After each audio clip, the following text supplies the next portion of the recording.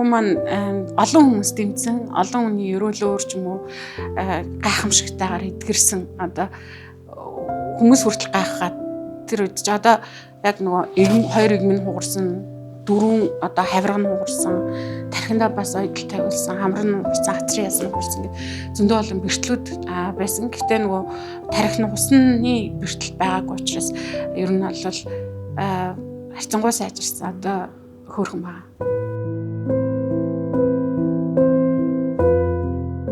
Нийт одоо иргэдэд нөгөө юм мэдээлэл багууд юм болов уу? Одоо нөгөө харахад бол том залуу байгаа даа ш дотроо нь ялахаараа тэгээд жоохон ингээд нэг юм бие авч явж байгаа нь өөр харагдаж ш ялах уу хүчээ тий. Тэгээ энэ тохиолдолд ер нь бол нөгөө цагдаад хандаад энд байна гэх мэдээлдэг ч юм уу эсвэл дагуулж аваачаа тасрын хамгаалагчийн одоо тодруулдаг ч юм уу нэг ийм мэдлэг нь жоохон бага байгаад байна уу? Нөгөө жирийн л одоо нэг залуул харагдаад идэг тий. Гэдэг дээр та ер нь ямар бодолтой байдаг вэ? Мэдж байгаа шүү дээ манай хүүг бараг таньдаг болсон хүн болгон бундан залуу гэдгээр нь юм мэддэг болсон. Алга болдог. Тэгэл алга болохоор нь ер нь олон хүн бас олж өгдөг. Одоо танаа хүүхд чинь энд явж пост бараг би алга болсныг мдээгүй явж байхад хүртэл хүмүүс танаа хүүхд чинь энд явж ингээд холбогдоод фейсбүүкээр холбогдоод мэдрэг өгдөг. Яг тухайн өдөр бол яг хүүгээ хэдэн цагт гарч усныг энэ ч мэдэхгүй байсан. Тэгэл яг тийм юм болцсон. Тэгээ маш олон хүмүүс постны дараа танаа хүүхд чинь хэдэн цаг үед тэнд явж исэн, гуталгүй явж исэн. Гэлтэй тэр халуун өдөр хахад чинь дээгүр одоо миний яг хүмүүст явж исэн гэхэд харахад л угаасаа амтшгүй мэддэг байхгүй уг нь бол тэгээд гуталгүй хөл нүцгээ явж байгаа тийм хүүхдийг хараад хүмүүс цагдаад ч юм уу өгмөр санагдтiin. Гэтэ яг хэлдгээр нь хүм тэр болгон мэддэггүй байх. Тэг. Яагаад ингэж явж байгаа юм бол гэл гайхаал өнгөрдөг байх. Тэгээд яг сүүлийн үед бол яг миний үедээ адилхан онштой бас аутизмын эмгэг төрлийн ийм онштой хүүхдүүд алга болж байгаа тохиолдлууд олон байгаа. Энийг одоо яагаад ч үгүй ээж нь сайн асраад ч хажууд хүмүүс нь сайн хасраад ч энэ гинтийн юм болчдөг байхгүй. Одоо зүгээр л нэм секундын асуудал тийм 5 минутын хараа хяналт гэдээ манай мэрэгжлийн хүмүүс хоорондоо ярилцдаг. Гэтэл миний хүүхдүүдийн хувьд бол 5 биш бүр 1 минутын хараа хяналттай. За бүр хэдэн секундын хараа хяналт шаардлагатай байдаг. Яг энэ бол тэгэл байнга л тохиолдож идэг асуудал байхгүй. Тийм болохоор бусдаас нэг арай өөр харагдаж байгаа.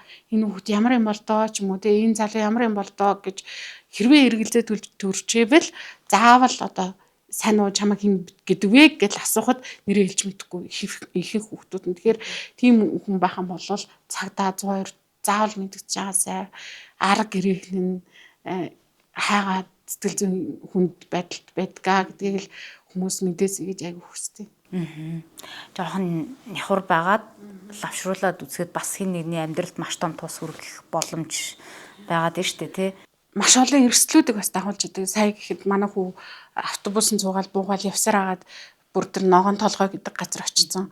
Тэгээд тэнд нь ингээд санамсаргүйгээр машины асалд орчиж байгаа байхгүй юу. Хэрвээ тэр жолооч миний гэмтэл дээр хүргэж өгөөгүй байсан бол те тэр жолооч зүгээр ингээд үхэр дайрчлаа гэж бодсон гэж байгаа байхгүй. Тэгээд ингээд өнгөрөөд явцсан болвол одоо би хүүгээ олж чадахгүй тэнд аварт орсон байдалтай ямар ч байдлаар орлох байсан юм лээ. Хэдэн жилийн өмнө манай нэг бас оюуны бэрхшээлт хүүхэд маань гарч яваад осгосон байдалтай те амирчсан одоо олдож исэн. Тийм гих мэдчлэн энэ бол асар их эрсдлийг дагуулж яадаг. Тэгээд бидний хувьд бол бидний хүүхд чинь амь насаа зориулдаг нандин эрдэнэ те миний хүүхдүүд чинь одоо бидний амьдралын бүх зүйл болцсон явж байгаа учраас хизээ нэгэн цагт хин нэгэн тийм хүнтэй тааралдвал заавал цагдаад мэдэгдэж байгаасай гэж хүмүүсээс хүсдэг. Төвшинг яг 10 таа хахад хоёлоо өмнө ярилцж ирсэн юм биш үү? Одоо бол том болсон. Тэгээд нөгөө тэр үед ярилцж байхад төвшингийн одоо энэ нөгөө юм тусаа хэрэгцээтэй болсон тухайн үеийн нэг эрүүл мэндийн тогтолцооны нэг асуудал гэж нэг танд нэг шаналл гэх юм уу те энэ яг таны жоо шарахтай зэгтэй юу болсон бэлээ ямар оншиг тогтоож хугацаа алдсан гэдэг үү? Тий. Миний үчи 20 нас хүртэл ирүүлсэн. Үнэхээр сэргэлэн бүр яаж ийм сэргэлэн байд юм болоо гэж бодтол тийм сэргэлэн хөвгтэйсэн байхгүй юу. Байцаа өшөглөд иж байгаа тахтагаа хамт нөгөө орц цэцэрлэгт явдаг. Тэгээ байцаа идэх дурггүй. Тэнгүүдээ миний хажууд ирсэн. Ээж би капуста идэхгүй гэж бүр ингэж хэлдэг. Бүр гахалтай сэргэлэн хөвгтэйсэн. Тэгэл гинт өндөр халуураад тэгээд би ч залуу хийжсэн хүүхд ч өндөр халуурахаараа халуунаа дэлэхгүй таталт өгд юм лээ. Тэгэл бид хоёр сандраал хүүхдээ хоёрт очиж хөвцөн. Тэгээ бид хоёр 3 хоног эмчилгээ хийгээд менингит гэсэн онш тавигдсан. Эмчилгээнд тэгж явагдчихсан. Тэнгүүд хүүхдээ хоёр дээр нугаснаас нь ус авах гад их нялхсаас эмчнэрийг дуудаад тэгээ их нялхсан мэдрэлэн эмчнэр ирээд энэ бол юу биш вэ? Менингит биш вэ? Цусан сулга байна гэж хэлсэн. Тэгээд 3 хоног буруу эмчилгээ хийгдсэн. Нэгдүгээрт тэгээд цусан сулга туссаад тэр нь одоо буруу эмчилгээ хийгдсэн. Тэрнээсээ болоод өндөр халууралтууд явагдчихсан учраас шууд вирусны эндоклет буюу вирусны одоо халдвар тархинд нь нөлөөлсөн гэдэг гэж үзсэн. Тэгээ миний хүчин бүх чадваруудаа алдсан. Явдаг гэсэн хүүхд явхаа болоод, ярьдаг гэсэн хүүхд ярихаа болоод, унтдаггүй, шүн унтдаггүй болоод, унал таталтын голомттой гэж яваад тэгэл ер нь бол эхний 3 жил маш хүнд өнгөрчээсэн. Бараг өөр унтахгүй ингээд гар дээр аваад ингээд. За тэгээд бид хоёрт тухайн үед саажилт гэсэн онш тавилсан. Тархины саажилт. Саажилт хүмүүсийг харахаар манай хүүхд арай өөр байсан. Манай хүүхдийн саажилт биш юм биш үү гэдгсэн чинь манай хүүхд бол саажилтын булчингийн сулрал гэсэн хэлбэр нэ гэж тайлбарсан. За тийм онштой болчлоо гэд явжсэн чинь сүүлд усчлалт олж хуурсан. Тархины усчлалт гэдэг онш тавилсан. Тэгээд усчлалтай юм байна да. Тэгээд бас унал таталтын голомттой гэд бодоод явжсэн. Тэгээд нэг үзүүлсэн чи одоо юу гэд манай хүүхд усчлалтай гэсэн чи танаа хүүхд усчлалт биш тархины хатингаршил байна гэсэн онш тавигдсан. Тэгээд нөгөө унал таталтын голомт гэдэг юм яваалсан. Тэгээд типагийн карбамазепин гэдэг маш хүнд юмнуудыг 6 жилийн хугацаанд уусан. Тэгээд Солонгосын Ёнсон их сургуулийн профессор хүүхдийн мэдрэглийн эмч Монголд ирж байгаа гээд ангаа ухааны их сургууль дээр очиж үзүүлээд тэгээ нөгөө гэнтэргээд бүх одоо нөгөө Монголд хийгдсэн юмнуудыг нь үзүүлэхэд танай хүүхдэд унал таталтын голомт байхгүй гэсэн. Маш харамсмаар тийм хүчтэй юмнуудыг 6 жилийн хугацаанд би хүүд өгсөн байсан. Монголд онцлуулаад Монгол гадагшаа яваа гэхээр Монгол эмчнэр гадагшаа эмчилгээ байхгүй шүү дээ. Монголтой яг адилхан шүү дээ. Тэгэж мөнгө цагаа үрж явах гэдэг гэдэг байсан. Тэгээд хамгийн одоо харамсмаар нь тэр доктор юу гэж хэлсэн гэхээр чи яах гэж хүүхдтэй энэ карбамазепин багийн гэдэг юмнуудыг өгсөн бэ. Танаа хүүхдээ чи ингээд нөгөө тархины нейронууд ингээд аргалзаад хөгжөөд ингээд хөдлөөд байж байгаа те. Ингээд таны мэдгүй чадварууд нь хөгжөөд ингээд хөгжих байтал чи карба типагийн зэрэг юмнуудыг өгснөөс бүх нөгөө сорон цахилгаан гүйдлүүд нь явахгүй ингээд бүгд ингээд унталтай хэлбэртэй байгаад байсан учраас уг нь илүү хөгжих ёстой байсан. Тэгээ энэ 6 жилийн хугацаанд энэ юмыг өгөөж чи ингэж хөдөлгөөнийг энэ тархины хөдөлгөөнийг нь хорьсон учраас энэ хөгжил одоо ийм төвшөнд байна гэдэг тийм зүйлийг сонссон. Тэгэхээр энэ бол тэр үед бол зүгээр тэнгэр өмөрөх шиг болсон. Би ингээл бүтэн 6 жилийн хугацаанд тэр юмыг өгөх гэж өглөө босоод өлийн илгэн дээр нь өгөхгүйгээл хүүдэд хоол хийж өгдөг гэсэн.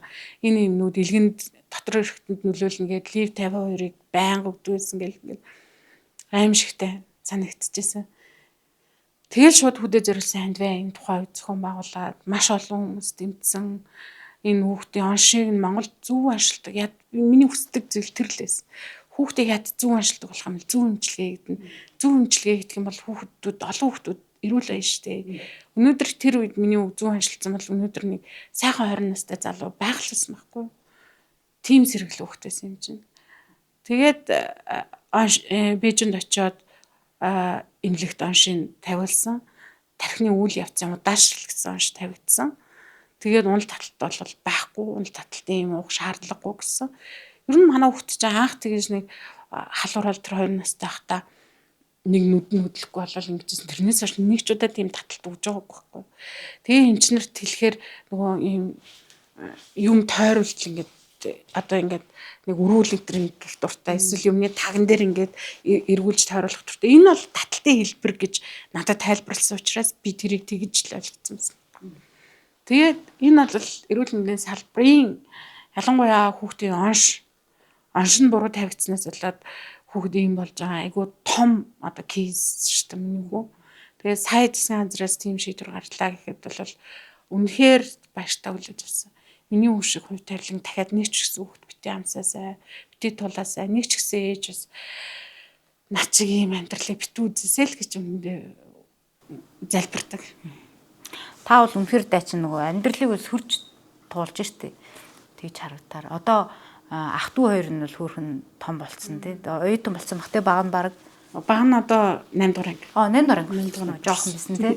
Тэг ингээд ямар ч байсан ингээд 3 хүүхдээ ингээд бөөцөлүүдийг хүргэлээ. Дээрээс нь нэг төрийн бусыг ингээд олон ээжүүдэд урам зориг өглөө. Гол одоо ингээд заримдаа эргэж харахаар хүн нэг юм мөндөр дээр гарсан юм шиг гэдэг чтэй нэг гүнзгий амсаа аваад юу ч даван туулсан гэдэг. Энэ өнгөрсөн цаг хугацаа өнгөрсөн ялангуяа 10 жилийг харах юм бол та ямар том уул давааг давж харав. Настал нөгөө нэг төр засагтлыг гомддог гэсэн. Одоо яагаад миний хүүхдийг ингээд нэг ч хүн зүгээр нэг халамжийн хідэн төр өгөөл ингээд орхиод байгаа юм бол тий. Сургууль сургая яг миний хүүхд зориулсан орчин нөхцөл байхгүй. Одоо манай хүүхд чинь тусгай сургуульд явж байсан. Тусгай сургуульд яг би хүсэж байгаа, би хүүгээ нэг хийсэн гэж бодсон ээж хүслийг биелүүлэх хэмжээнд тусгай сургууль байхгүй байсан. Одоо нэг багштай өглөө өгөөд өдрөө авдаг. Тэгээд нэг ангид нэг л багш байдаг. Гэтэл дандаа хойны бэрхшээлтэй хүүхдүүд нэг ангид байгаад байгаа.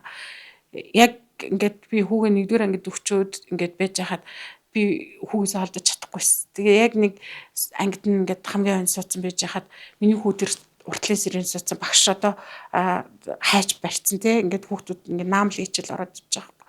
Гэтэл яг би хойно суудсан байжсэн чи яг миний уртлын ширээн дээр сууж байсан нэг хүүхдийн нэг нь найз минь гэдэг яг чихийг хайчлагдсан. Тэр бол амар том эрсдэл байхгүй юу? Би хүүгээд болиулсан. Хэрвээ би болиулаагүй бол тэр багшийн буруу биш шүү дээ. Тэр уртлын ширээнд байгаа хүүхдтэй ажиллаж байгаа шүү. Тэнд байгаа хүүхдтэй яаж мэдэх юм бэ? Тэгтэл багшийн туслах те заавал шаардлагатай тийм нөхцөл. Тэгээд дээрэс нь миний хүүхдэд яг тийм сэргийн засгийн үйлчлэг угаасаа хэрэгтэй. Тэгэхээр тэр тийм газар байхгүй. Тэгэхээр би яг л ийм зүйлийг бий болгохсон гэж хүссэн учраас маш олон жил ойлгохтой болж гомдохтой гомдож ингэж Монгол улсын төр Монгол улс хүчрхийлэгч биш байгаасаа тэг үл хайхардаг сонсдоггүй хардаггүй мянган хүүхдүүд ингээд ээжтэйгээ хамт ингээд Монгол улсын төрд гомдоод амьдардаг. Одоо ч гэсэн үргэлжилсээр байгаа. Гэтэ нэг ч гэсэн ээж өөрчлөлтийг авчрах байх гэж бодсон. Тэгээд олон ээжүүд одоо гарч ирж байна. Дандаа ээжүүд хүчлийн бэрхшээлтэй хүүхэдтэй ээжүүд бол мундаг хүчрхэг болж гарч ирж байна. Олон төвүүд байгуулагдаж байна. Одоо төрөөс ингээд дэмжлэг ороод ирэхээр мундаг мэрэгжлийн хүмүүс манай салбар руу орж ирж байна. Мэдээж үйлчлэгээ үзүүлээд энэ нь төсөвтэй болоод цагуучлалтай болоод эхлэхээр энэ салбар өөрийн ирэхгүй зах зээлийн шугамаараа ингээд шинжлэгдээд өөрчлөгдөд гой болоод явна. Удахгүй тийм цаг ирж байна. Тэгэхээр өнгөрсөн 10 жилийн хугацаанд миний хийсэн хамгийн том зүйл энэ л байна. Гэтэ энийг амархан байгаагүй. Би бол өөрийгөө нэг парадигм тэ энэ цаг үеийн нэг хэсэг л гэж боддог.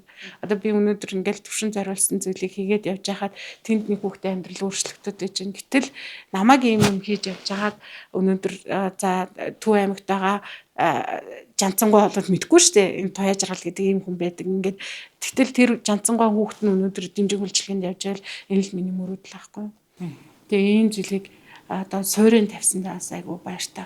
Энэ суурийг тавихтаа бас нэмээд нэг мэрэгжил эзэмшсэн юм шиг тийм хөдөлмөр засалч сэтгэл зүйч гэдэг чинь шүү дээ. Тэгэхээр яг нэг энэ мэрэгжил нь өөрөө шинэ нэр том яж юм шиг өмнө нь сонсож байгаа. Яг хөдөлгөөн заслыг бол одоо мас бол мэддэг шүү. Хөдөлмөр засалч гэхээр occupational therapist гэдэг олон улсын нэршлэрээ occupational therapist бол маш эрэлт хэрэгцээтэй мэрэгжил.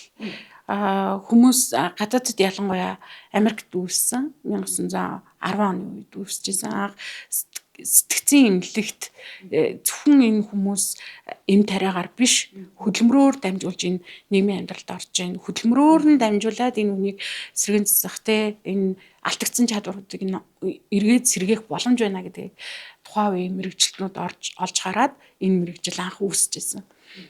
Одоо бол бид нэр энэ 4 жилийн хугацаанд ангаа ухааны их сургуульд бэлтгэхдээ хүний яс булчин шүрмэс одоо үеийн холбоос бүгдийн нүцгээс гадна танин мэдгүй сэтгэц одоо бүх одоо хөдөлмөр засалч гэдэг хүн юу хийх вэ тэр болгоныг бид нэр онлайн төвшөнд мэдээд гарч байгаа байхгүй юу. Тэгэхээр бид нар бол нэг үгээр хэлэхэд хүнийг ингээд сканертж хардаг гэсэн. Одоо ингээд сууж байхдаа энэ зүв сууж гэнэ буруу сууж гэнэ те ингээд юм ууж байгааг нь харахад энэ хүн булчингийн хөгжил нь ямар вэ те зүв ууж гэнэ буруу ууж гэнэ төрөх байдалд нь ямар өөрчлөлт гарсан бэ гэхээс ахуулаа тий нөгөө талаасаа бид нэр яг мэдрэхүүдээр нь ажиллаж байдаг хүний мэдрэхүүдээр ялангуяа одоо оюуны болон тэ аутизм төрлийн эмгэгтэй хүмүүсийн хувьд пропорцитив асуудал тэнцвэрийн асуудалтай байна уу эсвэл танин мэдгүй асуудалтай байна уу гэдгээс нь хамаарат яг энэ арсны өнгөц давхрын цаана байгаа мэдрэгүүдээр нь бид нэр ажиллаж байна. Ер нь айгүй ховор тэгээд нандин мэрэгжил энэ хөдөлмөр засалж гэдэг бол яг хөдөлмөр заслаараа дамжуулаад манай үйлчилгээ одоо сүүлийн 2 жилийн хугацаанд судалгаа хийсэн байгаа. Энэ судалгааны үр дүн маш сайн байгаа. Бид нэр хүүхдүүд дээр бол манай хүүхдүүд дээр яг хөдөлмөр засал гэдэг эмчилгээ хийгдэж айгүй үр дүнгууд гарч байгаа. Нөгөө талаараа бид нэр харилцааны мэрэгжилтнүүд болж байдаг. Хүнтэй яаж харилцаж чадахгүй байгаа бол энэ харилцааг яаж одоо өөрийгөө илэрхийлж болох вэ гэх мэтчлэн айгүй ховор нандин мэрэгжил байгаа. Нөгөө сэтгэл зүйчээрээ бас явж байгаа шүү дээ. Нөгөө дэмжих үйлчлэл үзүүлж байгаа одоо төвийн хүүхдүүд байгаа шүү дээ. Тэр хүүхдүүдтэй ярилцахаар одоо хүүхэд болгоны дотор бол гигийн цайлган байдаг. Гэхдээ тусаар хэцэд хүүхдүүдийн хувьд бол өөрийгөө илэрхийлэх нь илүү маруухан тий. Тэгэхээр яг одоо яг ийм хүүхдүүдтэй ажиллахаар сэтгэл зүйн одоо ямар онцлогтой байдгүй нөгөө нэг гигийн цагаахан хөрхөн доторхоо яаж илэрхийлж харгаж ирдэг вэ? Тий, яг л сэтгэл зүйч гэдэг мэрэгжлийг эзэмшээд хамгийн түрүүнд одоо миний дипломын ажил бол waiting time буюу хүлээх цаг хугацаа. Одоо бид нэр одоо ингээд шууд ярилцаад асуулт асуунгууд би ойлгоод шууд хариулт өгч контакт ингээд үүсгэж байгаа харилцаанд. Гэтэл манай хүүхдүүд одоо би нэг юм хэлэнгүүд хүлээдэг. Тархинд мэдээллийг дамжуулах явц нь зарим хүүхдийн хувьд шууд хүлээж аваад шууд контакт үүсгээд харилцаанд орж болно. Зарим хүүхдийн хувьд нэг 10 секунд хүлээнэ. Зарим хүүхдийн хувьд минут хүлээнэ. Зарим хүүхдийн хувьд тэрийг хизээч болохгүй. Гэхдээ бид нэр гаргаж байгаа үйлдэл, хандлага тэр хөдөлгөөн бүх зүйлийг ингээд ажиглаад ажиглалтын явцанд сэтгэл зүйн яг юм байна, айдас байна уу, юу байна тэрийг нь хараад л мэдрэмжээрээ.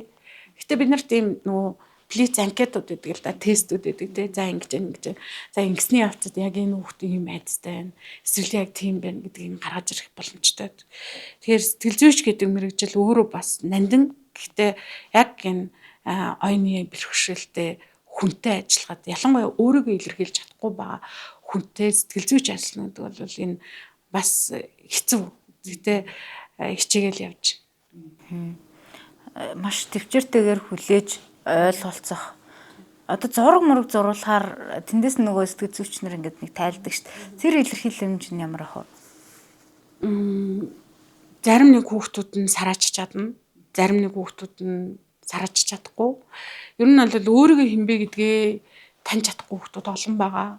Жишээ нь халбаг байлаа гэхэд халбагыг бариад хоол иддэг шүү дээ хүн. Тэ ямар нэгэн байдлаар энэ хоолыг би халбгаар идэнэ гэдгийг хүн мэддэг. Манай зарим нэг хүүхдүүд энэ халбаг ямар үүрэгтэй вэ гэдгийг ойлгохгүй.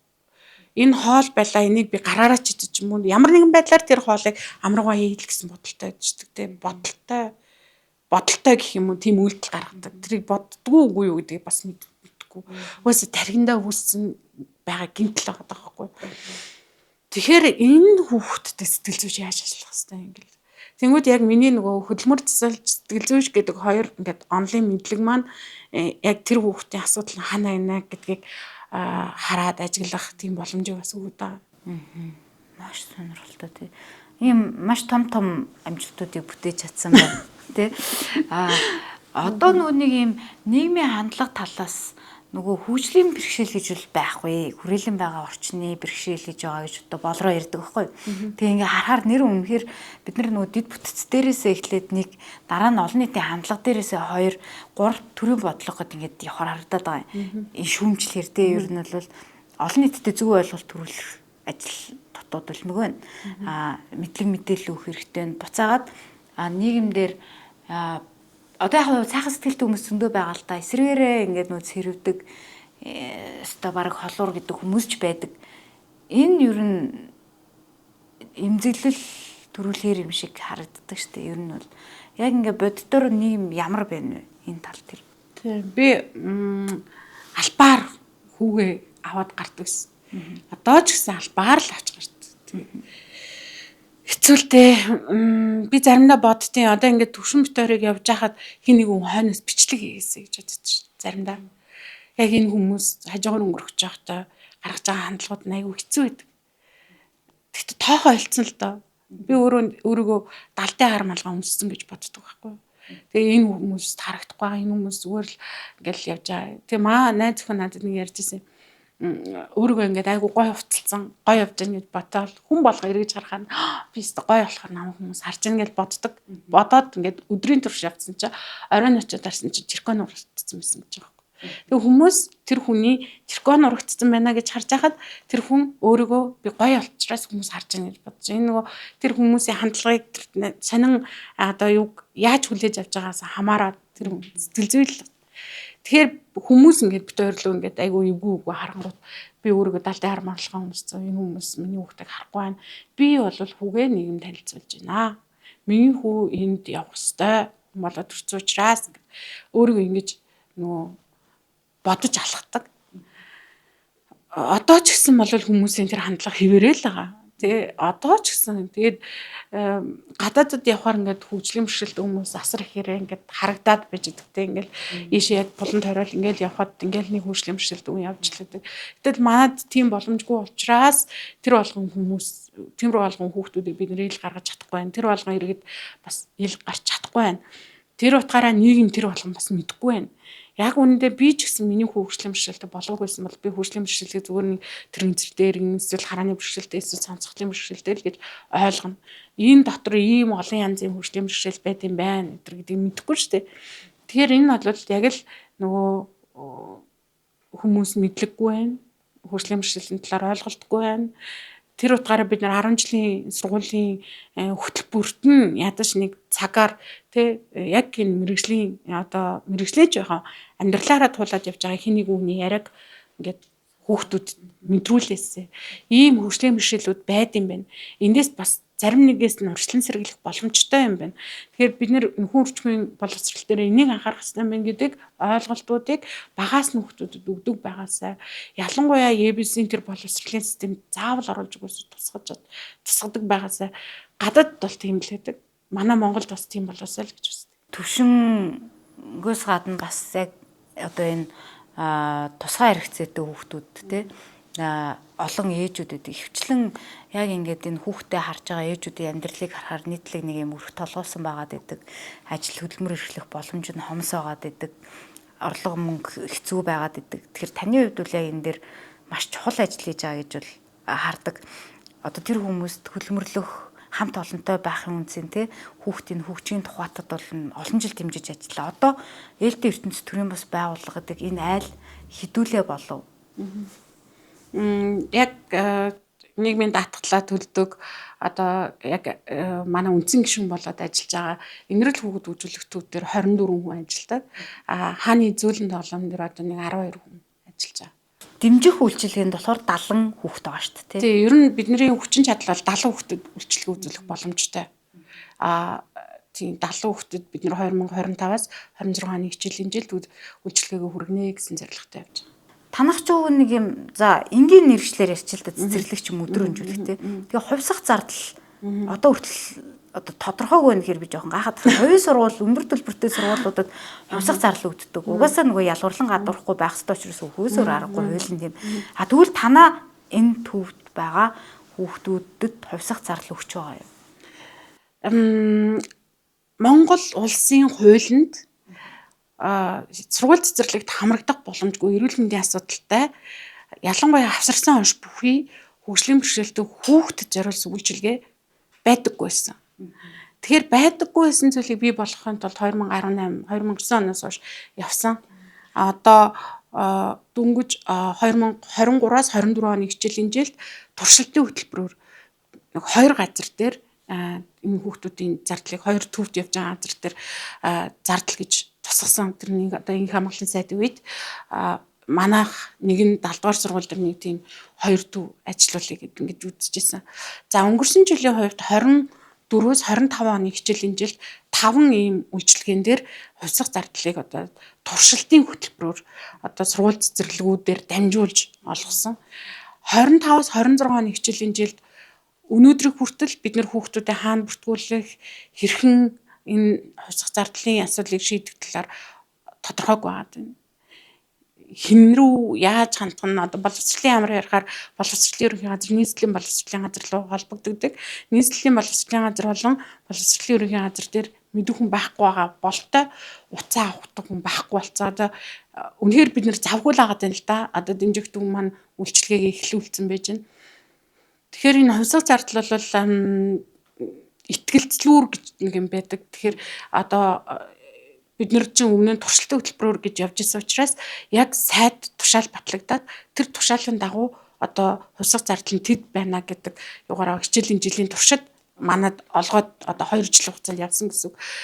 Өнгөрсөн жил бид нар ямар зүйлийг яамд санал болгосон гэхээр өнгөрсөн жилийн 1 сарын 1-ээс эхлээд хүүхдийн хоолны зардал нэмэгдсэн. Багш нарын цалин бас нэмэгдсэн гэх мэтчлэн. Гэтэл хувьсах зардал бид нар дээр хിവэрэ байгаад байдаг. Энэ бол итгэлцлүүрийн түвшинд биш те. Тэгэхээр манай гол асуудал нь юу юм гэхээр сургууль биш, цэцэрлэг биш. Энэ боловсролын үйлчилгээ, сэргийн засгийн үйлчилгээ, эрүүл мэндийн үйлчилгээ болон нийгмийн халамжийн үйлчилгээ цогцороо байж байгаа газар байхгүй юу? Манай хүүхдүүдийн тийм их одоо үйлчилгээ шаардлагатай нэг газар тий. Нэг газар нь очиж боловсролоо авал, нэг газар нь очиж сэргийн засгаа авал, нөгөө газраас очиж асаргаа суулгаа авна гэдэг юм биш. Энэ хүүхэд энэ дотроо бүгдээрээ байжээж тэр хүүхд хөгждөг. Одоо манай хүүхдүүд хөөхөн болж байгаа. Тэгэхээр энэ хүүхдүүдийг хөөхөн болгохын тулд энэ үйлчилгээнүүд нэг доор нь байх хэрэгтэй маа гэдэг утгаараа бид нэр боловсролын байгууллага болж болохгүй байгаа байхгүй юу? Нэг бол бид нэр эмнэлэг болж болохгүй болчиход байгаа. Тэгэхээр энэ нэг нөгөө энэ хүүхдүүдэд зориулагдсан энэ орчин яг ийм газар хэрэгтэй маа гэдгийг бид нэр одоо төрөөс нэг төгрөний санхүүжилтгүйгээр энэ олон жил харуулж явцсан. Одоо харуулсан учраас гэр бүлийн яамнаас дэмжих үйлчилгээний зардал гээд тендер зарлагдаад одоогийн байдлаар 7 төв санхүүжилт аваад явж байна. Гэтэ энэ санхүүжилт бол яг нөгөө бүтэн одоо энэ хүүхдүүдэд бидний үзүүлж байгаа бүх үйлчилгээний зардал биш байгаа даа. Одоо зөвхөн асаргаа суулгаа тий сэргийн засгийн зарим нэг одоо 10 удаагийн үйлчилгээ авах зардал ч юм уу тий. Гэтэл энэ хүүхдүүдэд хөдөлгөөн засал, хөдөлмөр засал, хил засал, массаж боловсролын үйлчилгээ бүгд ингээд 7 хоногт 3 удаа гэд ингээд явахаар 7 хоногт л гэхэд нэг заслын үйлчилгээнээс 3 удаа гэхээр сарда 12 удаа авчиж байгаа. Гэтэл энэс нь хэдхэн төгрөгийг нь одоо оруулж ирж байгаа гэсэн үг л дээ. Гэх мэтчлэн санхүүгийн хувьд бол шийдэгдэх асуудлууд олон байна. Гэтэ нэг үе бодоход миний хүүхдүүдийг нэг одоо хууль эрх зүйн орчинд юу ч байхгүй та нарыг ойлгож гин гэж бид нарыг ингэж нэг бөмбөг өшгөлж байгаа юм шиг тал шийддэг гэсэн бол одоо бол 3 сайдын хамтарсан тушаал батлагдсан. Энэний дагуу өнөөдөр гэр бүлийн яам тодорхой болсон явж байна.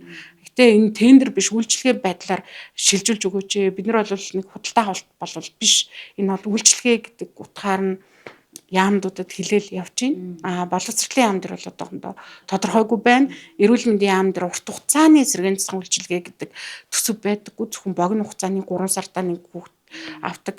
Гэтэл энэ хүүхдүүдэд урт хугацааны сэргийн засгийн үйлчилгээ байх ёстой.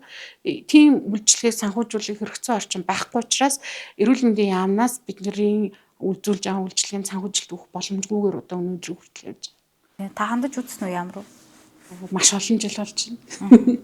Олон жил болж байна. Олон сайдын үр үзэж байна. Ялангуяа эрүүл мэндийн яам дээр бидний асуудлыг шийдье гэж юу нь мэдэхгүй.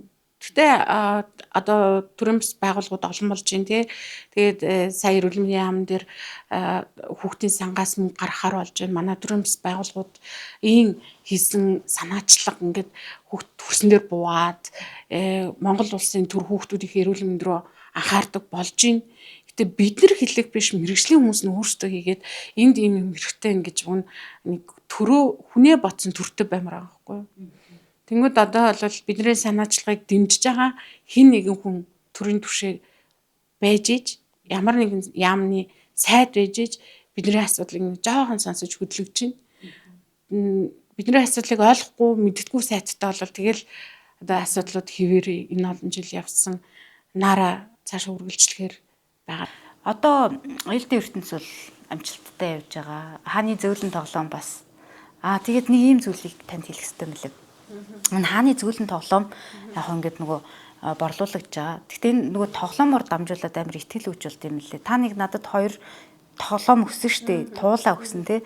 Тэр нь нөгөө нэг ковидын үед эмнэлэгт тариа андуурагдаж хийгээд нас орсон нэг юм гэр бүлийн тухай бид нар нэвтрүүлэг хийсэн. Тэгээд баг нь хөхнөөсөө гараагүйсэн. Тэгээд нэлээд юм хэцүү байна гэд нөгөө нагац ихчтэй уулзаж бид нар нэлээд ярилцлага сурвалжлаа. Яа тэгэхээр нөгөө аав ээж хоёр нь нас орох барсан.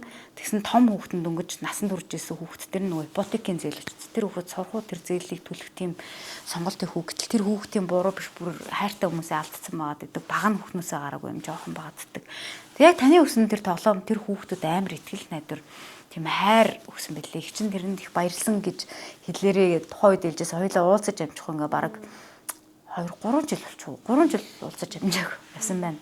Уламжлалын үгээр тэгээд манай мэдээний өрөөнд ярилцлага дээр ирж орсон цаг гаргаж ирсэн танд баярлалаа. Тэгээд цаашдын үйл ажиллагаанд нь бас амжилт хүсье. Үнэхээр гайхалтай одоо түүчээ болж байгаа юм ихтэй шүү. Яг олон хүмүүс яг танаас ирч хүч авч явдаг. Тэгээд яг та тэр айдлан Баярлалаа. За баярлалаа. Мэдээний өрөөнд ярилцлагын зочноор ээлжийн ертөнц төрийн бус байгууллагын тэргүүнд туяа жаргал оролцлоо. Анхаарлаа хандуулсанд баярлалаа.